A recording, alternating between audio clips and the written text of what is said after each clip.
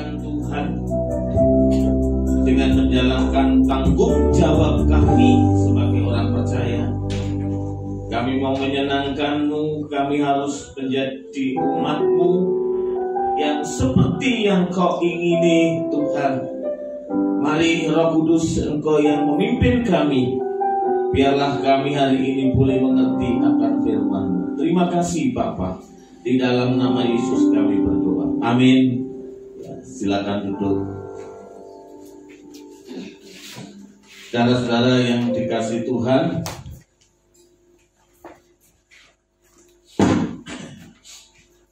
pagi ini saya menyampaikan firman Tuhan dengan tema dasar kehidupan yang bertanggung jawab.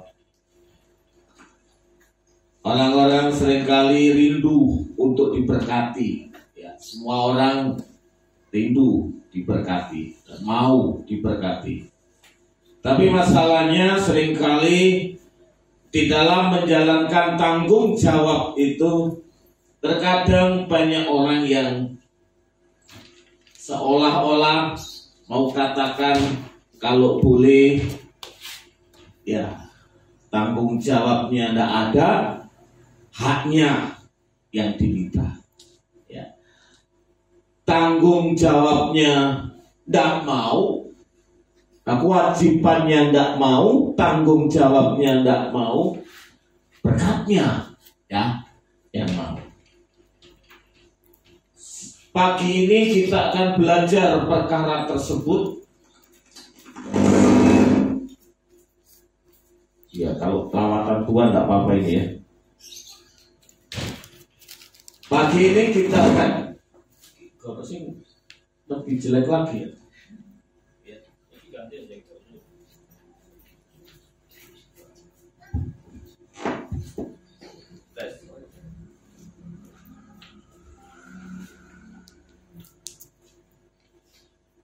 Pagi ini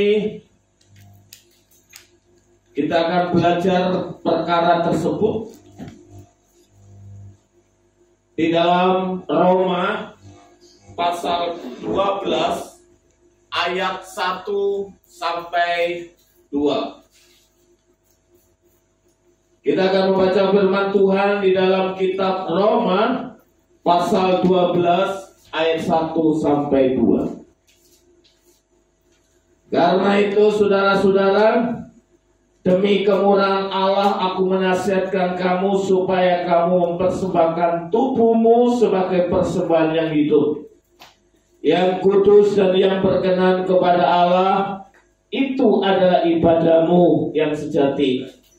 Janganlah kamu menjadi serupa dengan dunia ini, tapi berubahlah oleh pembaruan budimu sehingga kamu dapat membedakan manakah kehendak Allah, apa yang baik, yang berkenan kepada Allah dan yang sempurna. Saudara-saudaraku yang dikasihi Tuhan,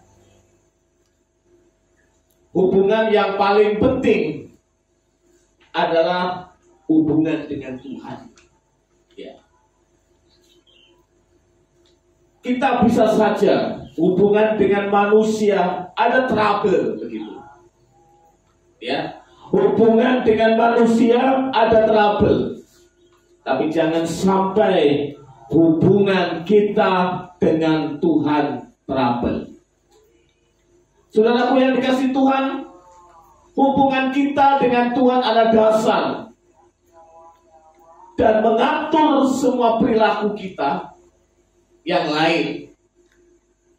Dan hal tersebut itu menjadi ibadah kita. Ya, itu menjadi ibadah kita.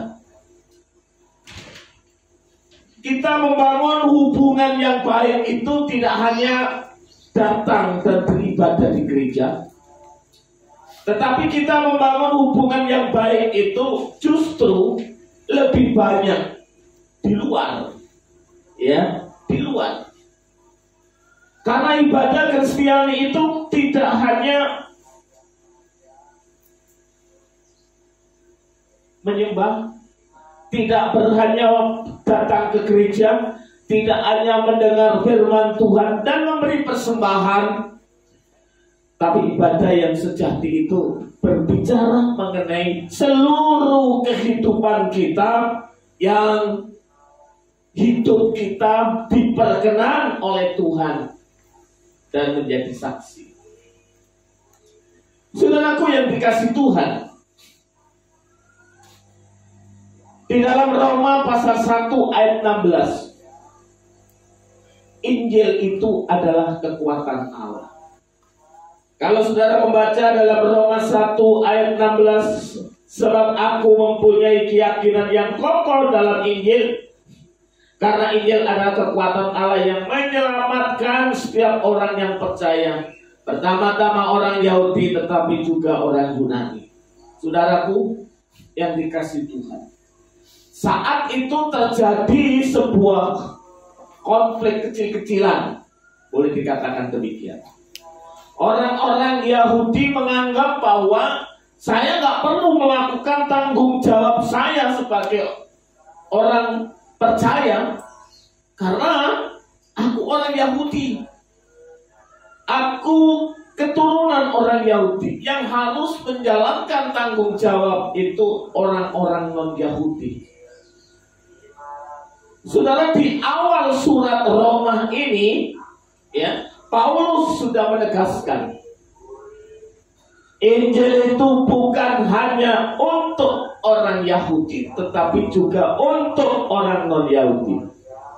Ya, bagi semua orang yang percaya kepada Yesus, bagi semua orang-orang yang membutuhkan keselamatan, itu perlu Injil Yesus Kristus. Di dalam Roma pasal 1 ayat 16 itu, Injil adalah kekuatan Allah. Kekuatan Allah dinamis. Di mana inti kata ini adalah seperti bahan peledak, gitu ya. Ya, orang dunia memakai kata dinamis ini, dinamit, punya daya ledak yang luar biasa. Dalam arti Injil itu kekuatan Allah, artinya Injil itu punya kekuatan seperti Allah, begitu ya. Punya kuasa, punya kekuatan seperti Allah. Jadi intinya ketika orang itu sudah terima Injil, terus gak berubah, maaf, saya katakan berarti belum terima Injil. Karena dikatakan dalam Roma 1:16, sebab itu aku mempunyai keyakinan yang kokoh dalam Injil, karena Injil adalah kekuatan Allah yang menyelamatkan setiap orang percaya. Menyelamatkan setiap orang percaya. Menyelamatkan. Inti dari orang yang diselamatkan itu adalah segambar dengan Allah. Inti orang yang diselamatkan itu adalah orang-orang yang sudah mengalami sebuah perubahan. Jadi kalau kita mengaku percaya Yesus, kita mengaku sudah terima Injil Yesus Kristus, tetapi sama sekali tidak ada satu perubahan hidup. Sama sekali hidup kita ini penuh dengan kekhawatiran, hidup kita ini penuh kebimbangan, hidup kita ini memiliki kelemahan, kurang yakin akan Tuhan. Jangan-jangan kita belum terima Injil Yesus Kristus itu. Karena orang yang sudah terima Injil Yesus Kristus itu pasti mengalami daya, dalam tanda kutip, daya ledaknya Injil itu, yang menghancurkan, ya, sifat-sifat lama kita, dan yang memberi kekuatan kita, merubah hidup kita dari orang-orang yang tidak percaya menjadi orang-orang yang percaya. Ya. Di dalam Roma 2 ayat 10 dikatakan, tetapi kemuliaan, kehormatan dan damai sejahtera akan diperoleh semua orang yang berbuat baik, pertama-tama orang Yahudi dan juga orang-orang Yunani. Tanggung jawab itu untuk semua, ya. Menjadi berkat itu adalah tanggung jawab kita semua. Mempersembahkan hidup kita untuk Tuhan itu tanggung jawab kita semua. Dan orang-orang yang sudah terima Injil Yesus Kristus pasti sanggup melakukan Roma 12 ayat 1 sampai 2. Kalau belum terima Injil, oh saya sudah Kristen lama, saya sudah dibaptis. Masalah terima Injil itu kan masalah administrasi gereja. Tapi masalah pribadi kita, masalah perubahan hidup kita tidak bisa dideteksi apakah kita sudah dibaptis atau belum. Selembar surat baptis tidak bisa nyogok Tuhan, saudara. Dan itu bukan sebuah tanda kalau hidup kita sudah diterima Tuhan, bukan. Itu tanda bahwa hidupmu sudah diterima oleh gereja, itu yang pasti. Tapi hidupmu yang diterima oleh Tuhan, hidupmu yang diperkenan oleh Tuhan, bukan berdasarkan surat baptisan gereja, tapi berdasarkan perubahan hidup yang saudara dan saya miliki. Ya. Saudara dan saya miliki.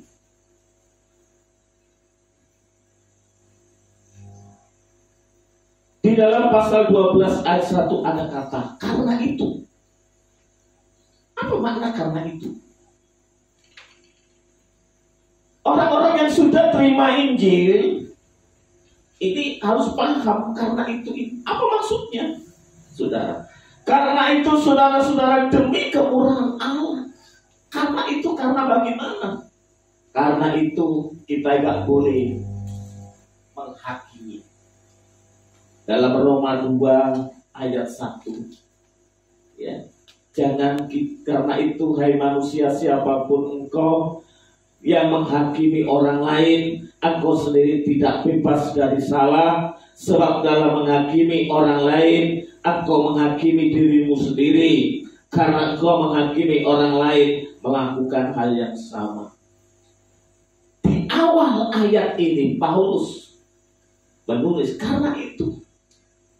Karena itu orang-orang yang hidup di dalam Kristus, orang-orang yang sudah terima Injil Yesus Kristus, jangan sibuk menghakimi orang lain, tapi koreksi dirimu, introspeksi diri. Ya, karena kita tidak lepas dihakimi Tuhan. Terkadang banyak orang yang sibuk mencari kesalahan orang lain, tapi susah mencari kesalahan diri sendiri. Sebabnya saudara, kalau menilai orang lain, pastikan dirimu netral. Itu baru hasilnya valid begitu. Ketika engkau punya hati yang tidak enak dengan seseorang, jangan nilai.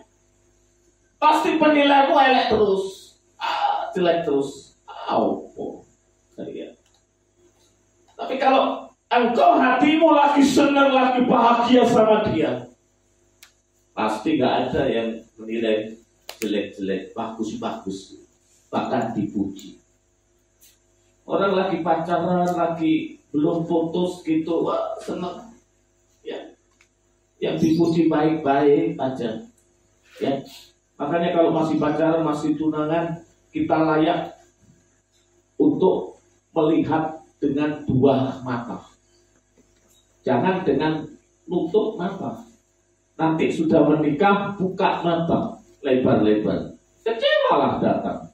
Ya, kita menghakimi, menilai orang lain.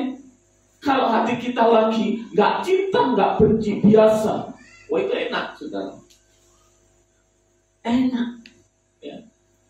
Siapa sih nggak punya salah? Siapa sih nggak punya kekurangan? Makanya saya katakan kalau Anda mencari kekurangan saya, oh banyak, karena saya masih manusia. Ya. Dan bagaimanapun juga saya sebagai hamba Tuhan, saya tetap berpikir benar bagaimana melihat saudara dari sisi yang baik-baik saja. Sidang jemaat yang diberkati oleh Tuhan. Karena itu apa? Hidupmu sudah berdamai dengan Tuhan. Hidupmu sudah berdamai dengan Allah. Karena kematian Yesus Kristus di atas kayu salib, kita percaya kepada kematian Yesus Kristus. kita menerima pengorbanan Yesus Kristus, kita sudah berdamai dengan Tuhan. Karena kita sudah berdamai dengan Tuhan, apa tanggung jawabmu itu? Ya. Karena kita sudah didamaikan dengan Allah, kita bukan lagi seteru, tapi ingat kita punya tanggung jawab. Kita ini menjadi sekutu-sekutu Tuhan. Kita menjadi timnya Allah untuk menjelaskan Injil Yesus Kristus, terlebih dengan perbuatan baik. Karena itu dalam Roma 8 ayat 1, tidak ada penghukuman bagi orang yang di dalam Kristus. Kita telah menerima kemurahan Allah. Kita tidak dihukum, bukan karena kita hebat, bukan karena kita baik, tapi karena Yesus Kristus. Makanya ada pertanyaan di dalam satu metode penginjilan itu begini. Ketika kamu nanti mati dan nanti di sana ditanya, di surga ditanya, kenapa kamu ada di surga? Ya. Berapa banyak ketika pertanyaan itu disampaikan,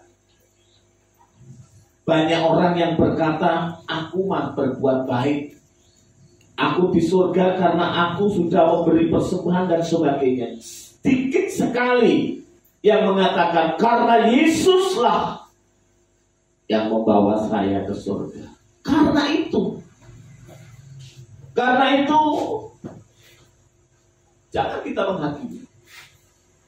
Karena kita sudah berdamai dengan Allah dan karena kita sudah tidak menerima hukuman, maka kita harus menjalankan tanggung jawab. Rasul Paulus memberi nasihat di dalam ayat 12 itu. Karena itu saudara-saudara, demi kemurahan Allah, aku menasihatkan kamu. Ada kata para kaleo. Apa itu para kaleo? Ini antara memerintah dan memohon. Paulus mau mereka menanggapi apa yang Tuhan telah lakukan, apa yang Tuhan telah perintahkan, bukan apa yang dia perintahkan. Itu para kaleo. Jangan mau melakukan sesuatu karena suka. Itu maksudnya Paulus. Berapa banyak kita melakukan sesuatu karena suka, karena pageo? Nggak oleh nilai dari Tuhan. Itu kita tetap gak berkenan. Karena kita melakukan itu karena pageo. Paulus berkata, ayo Roma, orang-orang non-Yahudi yang menerima surat dariku. Ini masuk Paulus. Aku mau sampaikan kepadamu, aku mau katakan kepadamu, jangan menanggapi apa yang aku perintahkan, apa yang aku perintahkan seolah-olah engkau suka kepadaku. Tapi tanggapi setiap perintah Tuhan yang aku sampaikan itu karena Tuhan. Paulus mau orang-orang Roma ini menanggapi apa yang Tuhan telah lakukan, bukan apa yang Paulus perintahkan. Saudara, fokus kita kadang gak ke Tuhan gitu loh. Perintah itu tidak ke Tuhan. Kita masih lihat manusia. Kita masih melakukan sesuatu karena pageo. Kita mengerjakan sesuatu karena melihat orang. Akhirnya kebenaran itu bukan karena benar, tapi kebenaran itu karena orang lain. Ya. Ini masalah. Rasul Paulus saja sudah katakan, karena itu saudara-saudara, kemurahan Allah, aku menasehatkan kamu. Jadi mau Paulus apa? Paulus gak memerintah, tetapi Paulus juga gak memohon. Di sini ada Paulus juga memerintah, tapi ada juga yang memohon. Ya, Rasul Paulus mau katakan apa? Ini perintah Tuhan yang aku sampaikan kepadamu. Tapi mohon, bukan karena kamu melakukan itu karena sesuatu yang telah aku kerjakan, tapi lakukan itu karena apa? Karena itu perintah Tuhan. Saudara, kita ini kadang-kadang bagi orang Jawa, kadang melakukan sesuatu karena pakewo. Ya. Nanti kalau sudah pakewo begitu, ya nanti di kemudian hari ada sesuatu hal, ngomongnya apa? Ya karena kamu, ya karena kamu, ya. Dulu kalau bukan kamu yang memberi masukan, ya aku nggak bisa. Kalau aku bukan kamu yang memberi masukan, aku nggak susah begini. Susah, saudara, ya susah. Ya, jangan lihat manusia. Paulus saja nggak mau dilihat sebagai rasul, tapi aku mau sampaikan, ya, kamu melakukan sesuatu jangan berdasarkan apa yang aku perintahkan, tapi lihat dan perhatikan itu perintah Allah. Ini seruan Paulus yang kuat tanpa pemerintah. Ya, di dalam Roma 6:13, janganlah kamu menyerahkan anggota-anggota tubuhmu kepada dosa untuk dipakai sebagai senjata kelaliman, tetapi serahkanlah dirimu kepada Allah sebagai orang-orang yang dahulu mati, tetapi yang sekarang hidup, dan serahkanlah anggota-anggota tubuhmu kepada Allah untuk menjadi senjata-senjata kebenaran. Ini Paulus gak perintah, tapi ini ada unsur perintah, tapi ada unsur pemohon. Artinya Paulus ini masih menghargai orang-orang yang menerima surat itu. Paulus gak otoriter, tapi Paulus sebagai hamba Allah memohon kepada orang Roma. Ini penting. Kalau kamu menjadi orang Kristen sungguh-sungguh, kamu jangan hidupmu jangan biasa-biasa, tapi hidupmu harus menjadi orang-orang yang lebih luar biasa. Jangan setengah-setengah. Ya. Serahkanlah anggota tubuh sebagai alat kebenaran. Ya. Aku mengatakan hal ini secara manusia karena kelemahan kamu, sebab sama seperti kamu telah menyerahkan anggota-anggota tubuh menjadi hamba kecemaran dan kedurhakaan yang membawa kamu kepada kedurhakaan, demikianlah hai kamu sekarang harus menyerahkan anggota tubuhmu untuk hamba kebenaran yang membawa kamu kepada pengudusan. Ini hidup kudus benar dan harus. Makanya pada waktu tunangan anak saya, ya, saya ngomong, ya, terserah kamu putuskan berapa tahun nikah, tapi ini nggak kuat ngomong aku kan begitu. Ya. Loh bener kan? Ini dunia muda ini jangan merasa sukses nanti dulu. Gak bisa. Kita menyerahkan tubuh kita, hidup kita, dari ujung rambut sampai ujung kaki untuk kemuliaan Tuhan. Semulus itu bisa kita lakukan. Nonsen. Roh kuat, daging lemah. Roh berkata, jangan daging. Iman boleh kuat. Nek Imron itu kan harus bijak, sudah. Bagi orang tua nggak bisa. Gelem nggak gelem 5 tahun. Oh itu sombong. Ya. Dan juga jadi orang tua nggak bilang begini, 6 bulan kau butuh kawin. Salah. Tapi apa? Terserah kuwi. Kan orang tua menghargai. Tapi nek kuat, kita ngomong, ya ngomong. Tak jaluk no, duit Gusti Allah nak. Ya kan? Karena gitu. Ini bicara kekudusan. Ya.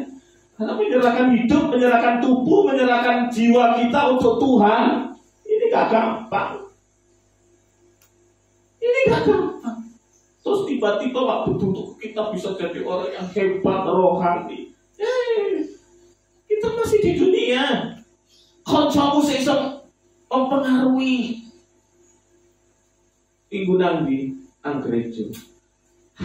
Sesekali lah. Kayak anak pendeta aja. Kadang anak pendeta, bapak ikut bayar kata gak ono untuk gereja kok di Teo. Kan gak ada. Kan soplak tuh di mana? Ada tak? Siapa yang itu? Oh enggak. Oh enggak ada. Makanya itu terkadang itu apa? Ya itu pertemuan gitu loh. Orang menyerahkan hidup untuk Tuhan enggak gampang. Kan begitu. Ya toh. Keluar toh. Nah itu. Ini karena Tuhan atau karena sungkan, enggak jelas begitu ya. Ini enggak gampang itu. Saya pun enggak gampang. Tuh nek pendeta harus hebat. Nanti dulu. Pendeta itu saudara nek ono kikil itu ya seneng. Ongane pedes, ngombene sedegan, ya seneng. Nggak bisa terus menolak, terus keinginan ditolak dalam nama Yesus. Kikil, ojo cidek-cidek. Nggak bisa. Ada komitmen, ada kesepakatan, ada ya menyangkal diri. Saudaraku yang dikasih Tuhan, dasar permohonan Paulus begini. Saudara-saudara demi kemurahan Allah. Apa dasar permohonan Paulus? Kenapa Paulus itu antara memerintah dan memohon? Karena di situ ya Paulus mau ingatkan, karena itu saudara-saudara demi kemurahan Allah. Kata kemurahan Allah ini bicara soal rasa simpatik dari Allah karena kelemahan manusia tentang dosa. Pasal 11 ayat 30 sampai 32. Ngomong begini. Sebab sama seperti kamu dahulu tidak taat kepada Allah, tetapi sekarang beroleh kemurahan oleh ketidaktaatan mereka. Demikian juga mereka sekarang tidak taat, supaya oleh kemurahan yang telah kamu beroleh, mereka juga akan beroleh kemurahan. Sebab Allah telah mengurung semua orang dalam ketidaktaatan, supaya ia dapat menunjukkan kemurahannya atas mereka. Rasul Paulus berkata, karena itu ya saudara-saudara, demi Rasul Paulus ngomong demi kemurahan Allah ya, Paulus ngomong demi kemurahan Allah, demi belas kasihan Tuhan ya.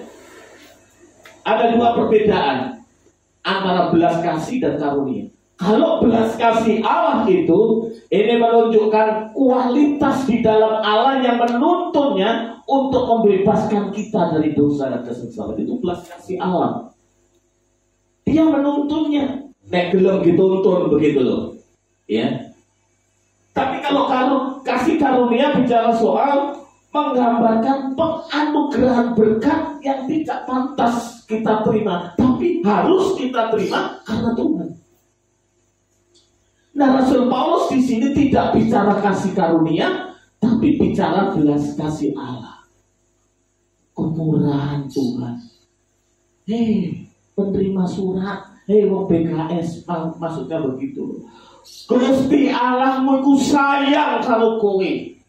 Allah menjadi menungso, Allah menjadi manusia di dalam Yesus Kristus, mau mati bagi dosa untuk menebus dosa-dosa. Gitu loh. Tuhan itu simpati. Gak ada program dari Allah, rencana dari Allah bahwa manusia itu dihukum, dibinasakan, neraka.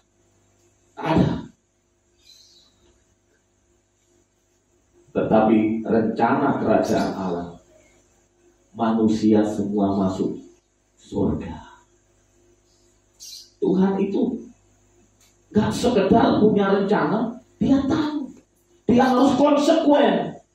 Karena dosa itu tidak bisa ditebus atau dihapus begitu saja. Harus ada penebusan, harus ada korban.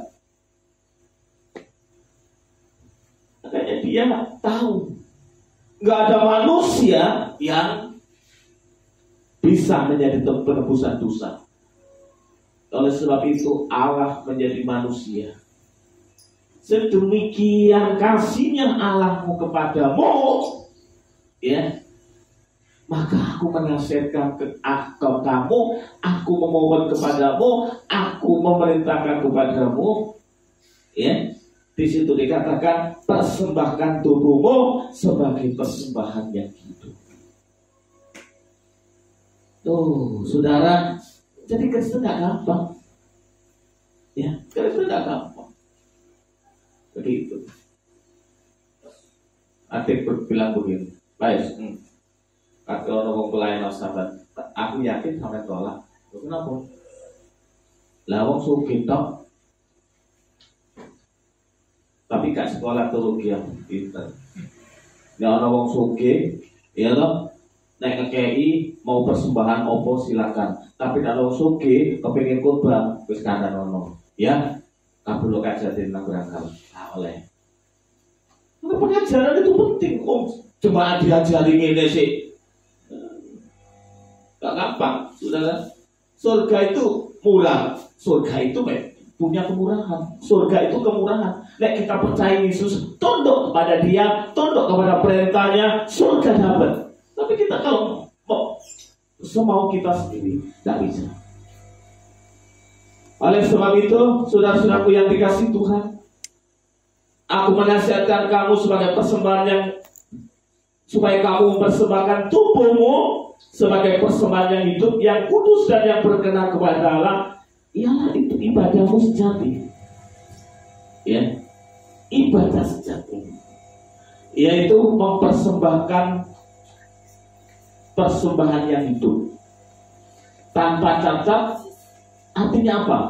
Begini, imam persembahannya diterima Tuhan kalau dombanya, kalau hewan yang dipersembahkan ke bait suci itu gak cacat. Nah, sekarang kita ini zaman perjanjian baru, Alkitab mencatat kita ini imamat yang rajani. Kita ini imamat yang rajani. Artinya apa? Kita ini harus juga mempersembahkan hidup kita kepada Tuhan yang gak bercacat. Saudara tahu kapan persembahan hidup ini dilakukan? Ini auris. Apa auris? Dalam bahasa Yunani, bahasa asli, kalau ada kata auris di situ, artinya apa?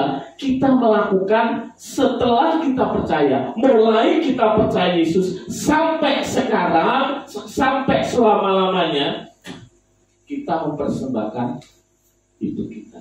Nah gitu.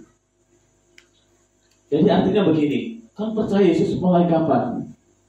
Ya sak kiwa tengene, sak ngarep burine, yo 15 tahun, ya, 15 tahun. Mempersembahkan tubuhmu sebagai persembahan yang hidup kapan?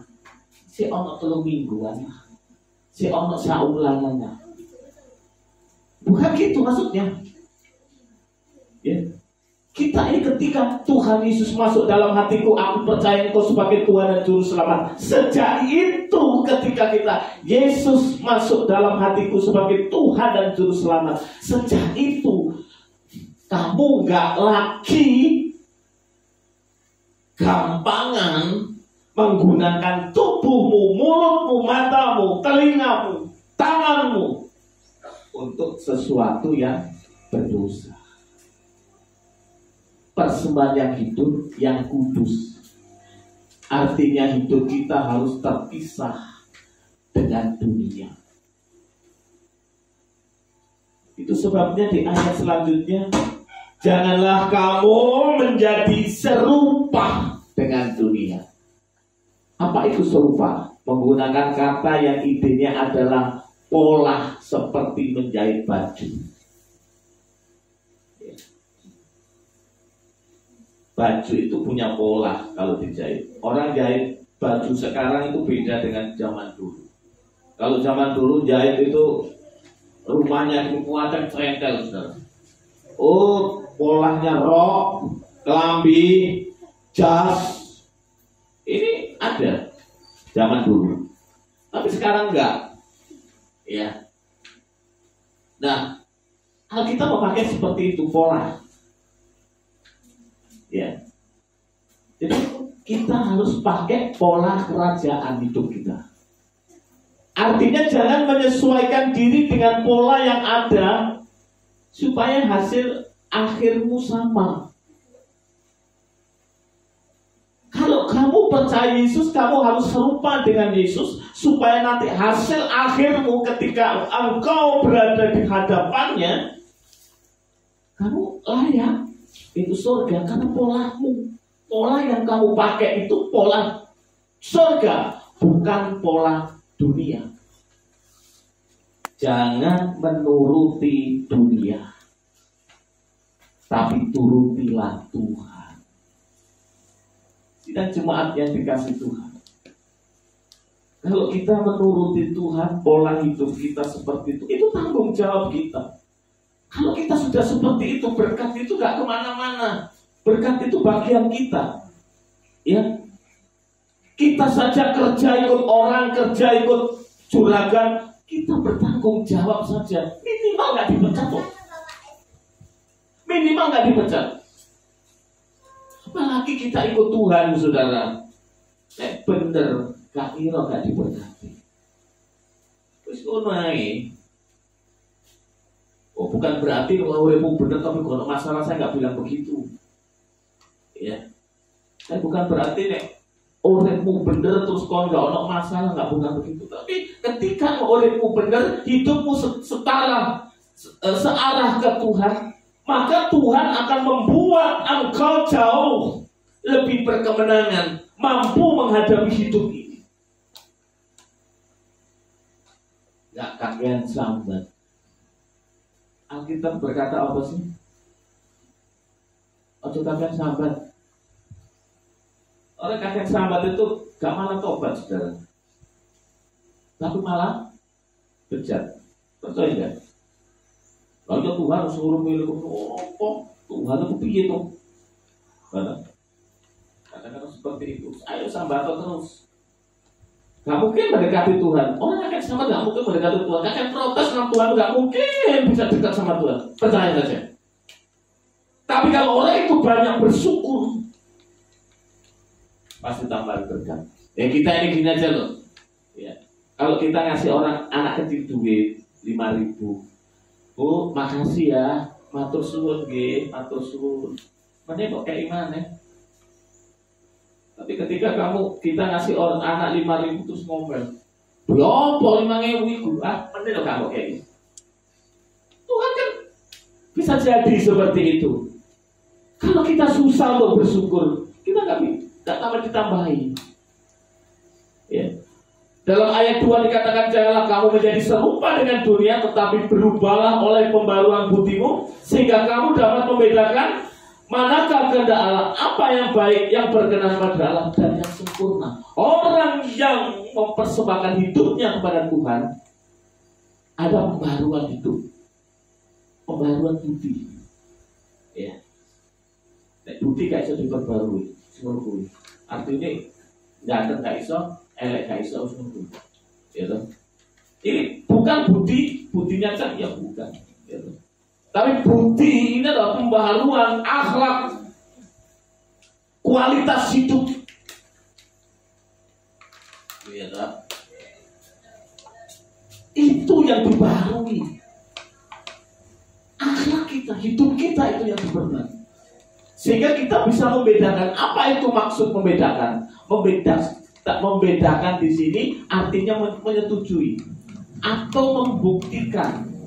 Ya, jadi ketika kita membedakan, berarti kita sedang menguji diri kita dan menyetujui perintah Tuhan, sehingga apa saja yang kita kerjakan itu kita seleksi, begitu. Apa yang menjadi keputusan kita ini kita seleksi. Uripku iki wis sesuai dengan kehendak Tuhan enggak? Wis ini sudah bener enggak sama Tuhan? Ini sudah kehendak Tuhan enggak? Enggak gampang main program hidup kita ini. Ingin sukses harus fokus. Ya, ini ntar lagi katanya Theo mau kuliah, ya.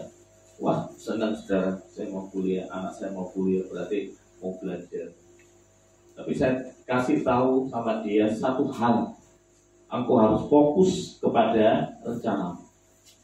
Rencana pertama, kepingin buat rumah musik, harus ono CP sekalipun akeh setan sopor pokoke setan pun juga iso dididik jadi pemain musik, jadi nanti musiknya jalan sendiri, ya. Akhirnya di sana dong, ya. Terus apa? Minta Tuhan apa? Organ, ada pertolongan. Ini tak taunya minta tolong Cacan bikinkan brosur, lagi banner, nggak jadi, ya tak? Ya tak? Rumah itu gidol 10 tahun mana? Artinya apa? Sebelum 10 tahun tak iso gitu. Lu tak kena alasan, ya? Lo langsung lagi bergumul lagi. Aku harus menyelesaikan masalah rumah tanggaku. Oke, sleep. Saya di mana? Maksud saya apa? Fokus tujuan hidup. Tuhan memberkati bagi orang yang serius dikerjakan, serius sungguh serius diberkati. Oh iya, kalau nggak serius, saya aja S2 karis tesis tuh gak duit. Tapi kan sudah tak jalani mata kuliah. Kalau ada duit Tuhan berkati duit langsung tesis, saya cepat S2. Jadi segala sesuatu itu dipahami sungguh-sungguh, dikerjakan sungguh-sungguh, diuji. Makanya membedakan ini artinya apa? Buktikan atau uji dan setujui. Jadi melibatkan evaluasi dan pemilihan untuk mempraktekkan apa yang menjadi kehendak Allah daripada apa yang direkomendasi dunia. Kita jangan melakukan sesuatu, mengerjakan sesuatu, punya tujuan sesuatu, punya keinginan sesuatu berdasarkan omongan di konco ngopi. Maaf, bukan berarti salah ngopi, tapi gilok-gilok, ya. Kalau kita mengerjakan sesuatu, melakukan sesuatu akibat bombongan, rekomendasi dunia, kiwotengan, kini kita wah buta, bener-bener buta. Kenapa? Hasilnya nggak sesuai. Hasil nggak sesuai, gagal pasti. Makanya Alkitab jelas saudara. Ini lena itu ngerti bahasa Yunani itu, ya. Makanya Wil, besok sekolah apa? Kok besok? Pas dapat pelajaran Yunani, tekuni sungguh-sungguh. Alkitab nggak cukup bahasa Indonesia. Coba kalau mau bedakan begitu, biasa tuh. Ya membedakan hitam, kuning, hijau biasa. Tapi bahasa aslinya doki masuk. Itu artinya ketika kita sudah membedakan, berarti kita sudah menguji, menyetujui, melibatkan evaluasi dan pemilihan untuk mempraktekkan apa yang menjadi kehendak Allah daripada rekomendasi dunia. Mungkin koncomu karena ngerti kualitasmu kayak dorongan, gak salah. Tapi kehendak Tuhan itu pasti. Saya dulu saudara, pikiran saya sebagai anak, kalau aku jadi gembala, mau besok, itu benar. Ya, aku mau pelayanan mau. Tapi apa? Saya gumulkan sungguh-sungguh tak doakan. Loh, akhirnya apa? Tahun ini sudah ke 30 tahun. Mati urip ketemu ibu teko kene beraka foto Ratna foto Dian mana mau foto Pak Janang mana foto Ratna foto Dian foto Arifah foto iki mana mau kacangan bayang ta untuk naik. Ya, dulu dari sini tuh orang tua-tua, gitu. Semangat, ya, semangat. Ya. Wah, senang. Mereka tua-tua dulu senang. Semua itu anak hamba Tuhan. Nah, iya. Dulu Pak Parima tuh ingat saya, Pak D-nya Ratna itu duduk. Walah, Pak Es, nawa. Jangan ini anak. Malang nggih, napa gedang sak gedu-gedu colong maling. Supaya gak susah tak kandhani. Wingi niku Pak enten Gresik, enten alun-alun. Napa Pak? Enten wajan niku lho. Salah pangan niku dicolong maling. Lah ditamel goreng nopo? Yang goreng gedang sampean niku mau lho. Sing sak gedu-gedu. Mereka senang, gitu. Semangat. Gitu ya. Jalannya saiki enak. Jalan dulu. Tapi yang diberi kekuatan oleh apa ya? Apa? Tapi di situlah kehendak Tuhan. Ya wis, begitu. Makanya kita harus belajar menyetujui. Oleh sebab itu hidupmu harus berubah. Berubah di sini dipenuhi Roh Kudus. Perubahan yang dari luar, ya. Artinya apa? Roh Kudus yang berjasa. Kita nggak bisa mengubah diri kita sendiri. Maaf, nggak bisa. Nggak ada orang bisa merubah diri kita. Nggak ada. Ayo coba berubah. Iso, nggak iso. Kepengen sabar. Ono pitik tonggo lewat. Oh, kurang ajar loh, nggak sabar loh. Nggak bisa orang sabar. Nggak bisa orang mengkualitaskan dirinya sendiri. Nggak bisa. Omong kosong. Bisanya bagaimana? Izinkan Roh Kudus. Ya, tunduk terhadap Roh Kudus. Loh, kita ini kalau dipimpin Roh Kudus itu enak, saudara. Ya, enak. Saya seringkali seperti itu. Ya, kalau saya beberapa kali bersuka Pak Janawi, tak telepon tidak bisa, mau datang. Di tengah jalan Tuhan ngomong, aduh, oh berarti kan ini orangnya nggak ada. Besoknya tak bersugi, orangnya bilang apa? Untuk Pak Es buatan hati ini, pulau kontrol, loh ya toh. Nek tunduk ambek Tuhan itu enak. Ada damai, ada ketenangan. Nek tunduk ambek Tuhan, kita ini pasti penderitaan kita, kesulitan apapun yang kita hadapi, enak. Gak gampang ngomel wong, ya. Gak gampang ngomel. Perubahan dari luar, kata metamorfo. Kalau dalam bahasa biologi, metamorfosis dari perubahan dari luar, bukan dari dalam. Roh Kudus mengubah orang yang percaya Yesus dari dalam. Hanya orang yang diberi Roh Kudus yang bisa berubah. Dia yang tunduk oleh pimpinan Roh Kudus. Bukan bahasa roh. Ya. Iya. Gereja kita ini gereja karismatik. Tapi saya nggak percaya kalau orang yang dipenuhi Roh Kudus tandanya bahasa enggak.